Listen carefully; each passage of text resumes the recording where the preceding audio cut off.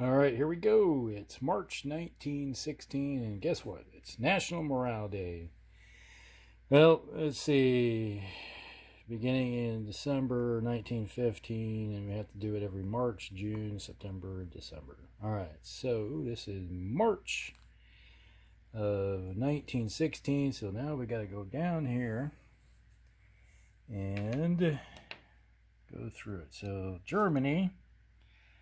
If I remember right, has no modifiers at all. Nope, they haven't done anything. So Germany's a straight up roll.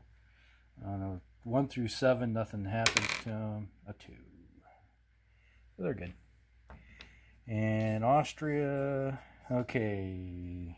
They still got Vienna, but they lost Limburg, so they got a +1. Oop, die roll fell. We're lucky that fell on the floor. Don't want that. Still a 10. A 10 plus 1 is 11. Uh-oh. Low morale. So they do not get to attack. And they are forced to go by the restrictions up here. A low morale may not attack. Attacker receives a +1 dice roll modifier. Okay, +1 future morale rolls. Yikes, not good. Okay, Ottoman Empire. This is how you beat the Central Powers. Still got Constantinople. They lost some area. Lost +2. No rail link to Budapest, so the +3. +4. And they already had a morale of before, so that gives them 5 plus 8 is 13. Desertion, yay. So we got a roll for every unit on the board, and desertion, I think it's on a 1 or 2. Let me see here. Roll of a 1 or 2 unit deserts and is eliminated. Add +1 to future morale checks. Yeah, well, it might be a done dinner to begin with, because I don't know if in 2 turns if the Ottomans will be around anyway, but they must realize they're hightailing it to the Bulgaria for each minor and major and minor city. They've lost 1, I believe. Let me take a quick look. They lost that one. Yep, so they lost 1, so there's a +1 there.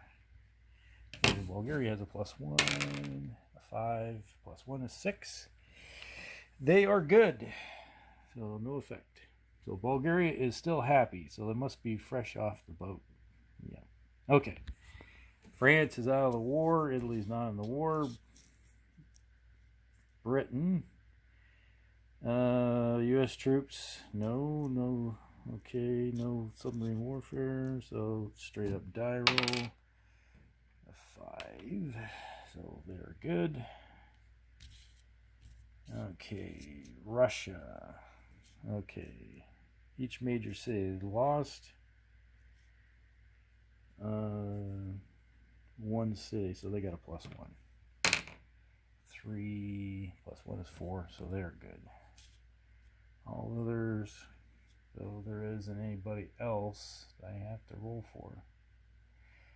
Alright, so right now is the Ottomans are deserting, so I'm going to have to go over there and roll for these guys, and the Austrian-Hungarians are having morale problems, so they can't attack. Let's just go over here and grab the die.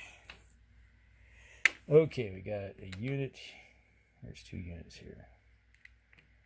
Let's go with the artillery. No.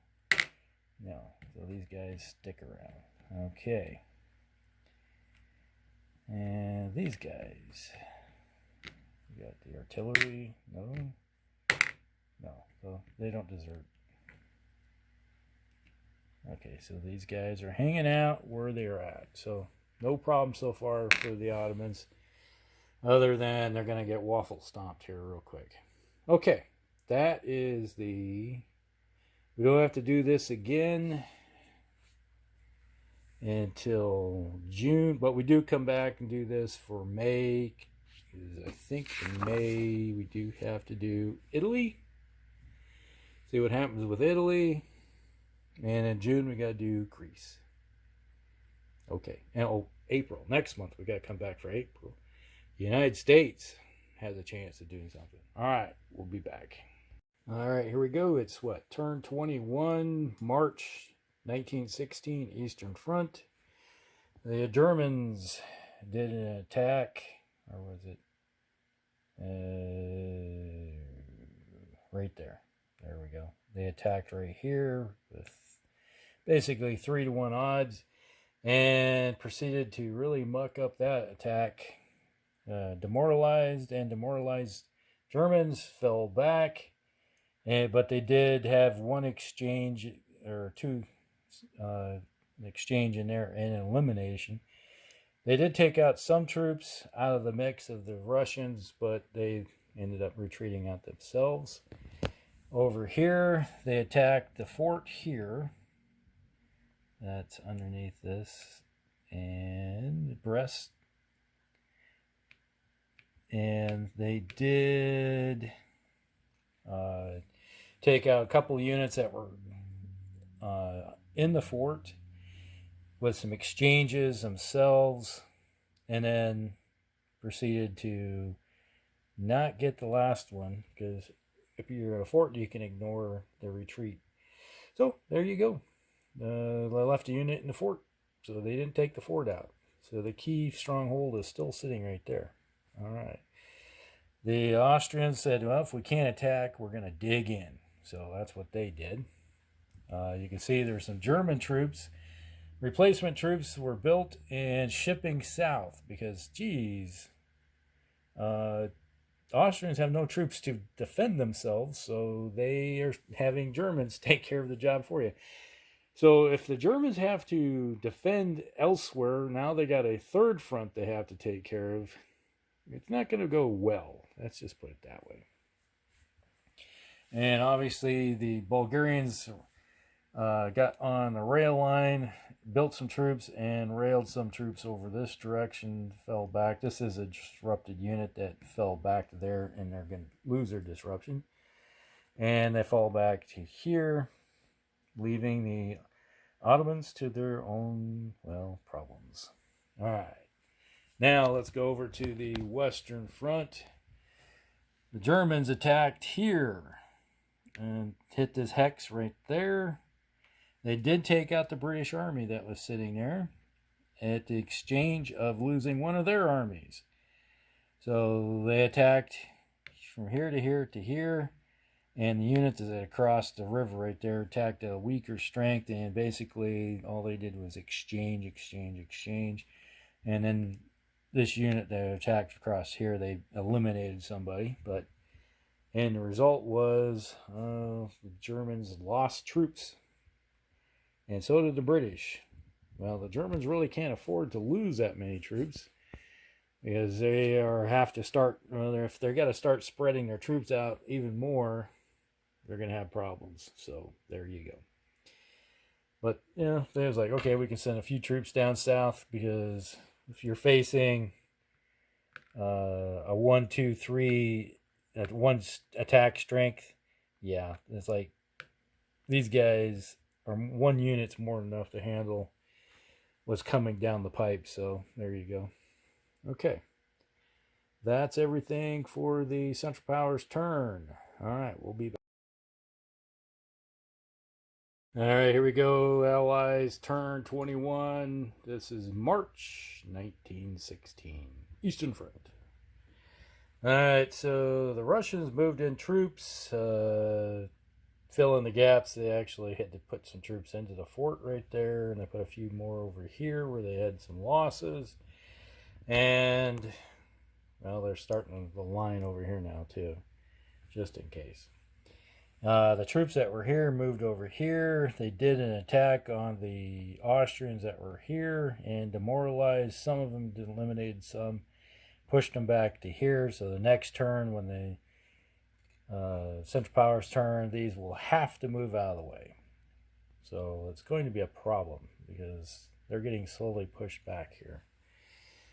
And these guys here decided to park. It's like, we'll be at 3-1 and 5-1 odds if we go near them. So, but I wouldn't be surprised if these guys move in there and attack. All right, over here. Oh, look at that. There is no more Ottoman Empire. Ottomans are gone, which means all the troops that are over here are going to be released, except for 2. Most of these are just garrison troops anyway for the British. Yeah, so they can use them for garrison. These guys, though, would be really nice to get these individuals out of the box and moved into the battlefield. So once per turn, you can move 1 from here to over there. So in 3 turns, they will have troops moving in. And what happened here was we had an attack here, took out those guys, just crushed them, and then these guys came in and did the smackdown, took Constantinople, rolled 10, which is defender eliminated, so they're gone. These guys are parked here. They're not going to attack. They're waiting for their buddies to show up, and these guys moved along, recreating the rail lines here to here, get the supply lines moving forward. And over here they did do 1 attack right there, took out 1 Bulgarian division, took them out, and they're almost ready to surround what the heck is this? Is that Sofia? Is that right? Yeah, Sofia. So they're almost surrounding Sofia. So won't be long before it'll be a bad day for Bulgaria. And let's see. Oh, yeah. Over here, there was a battle. They had British troops attacked here. Took out the remaining German troops. They were small troops to begin with, so it wasn't like it was a big loss for the Germans, but still it's a loss all the same. So now you got Paris sitting all by itself. There is a nice garrison force in Paris, but they're going to have to figure out what they're going to do here. It's like either start pulling troops off of the Eastern Front, move them over here, and actually take care of the rest of the British over here and get rid of them, or face the consequences. Because, well, the Brits can pretty much do the old 100 Years' War activity, just wander the countryside and rampaging. Don't necessarily have to take any cities. They just have to make sure they keep open ports. Because if they go through, they have Cherbourg and, was it Le Havre or something like that. They could run over here and take Calais and take these ports back, and then they can just start shipping troops in. So, yeah. And if the Americans show up, well, these are open ports that the Americans start shipping into. And this could end up being a bad day for the Germans. So the Germans are either going to have to fall back and reconsolidate their lines at a shorter distance back around Warsaw, and then take extra troops that they have, and ship them back over there to take care of the British. And they're going to have to take some troops and push them down into Austria, because they're having problems down there.